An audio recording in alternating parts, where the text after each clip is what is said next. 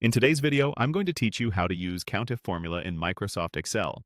By the end, you'll know how to quickly count how many cells meet a condition, like how many names start with a particular letter, using a simple, reliable formula. First, click the cell where you want the result to appear. Pick an empty cell away from your data so the result doesn't overwrite anything important. This will be the cell that displays the count. If your data has a header row, make sure you're placing the result outside that table area to keep things clear and organized. Next, type the formula. Start with equal COUNTIF, then open a parenthesis. Now select the range that contains the values you want to evaluate by dragging your mouse over the cells.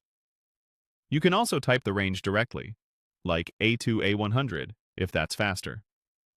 After the range, type a comma to move to the criteria part. Then type an opening quote, the starting letter you want to match, followed by an asterisk, then a closing quote. Finally, close the parenthesis. It will look like this. COUNTIF A2 A100 A. The asterisk is a wildcard that means anything after this. So, A tells Excel to count every cell in your selected range that begins with the letter A, regardless of what comes next. The quotes are important. They tell Excel that this is text criteria, not a number. COUNTIF is not case-sensitive, so A and A behave the same. Also, watch out for extra spaces before or after your letter inside the quotes, as that would change the match. If your version of Excel uses a different list separator due to regional settings, you may need a semicolon instead of a comma between the range and the criteria. Finally, press Enter.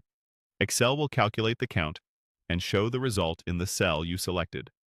If the number looks off, double-check that your range includes all the rows you care about and that your criteria is inside quotes with the asterisk immediately after the letter.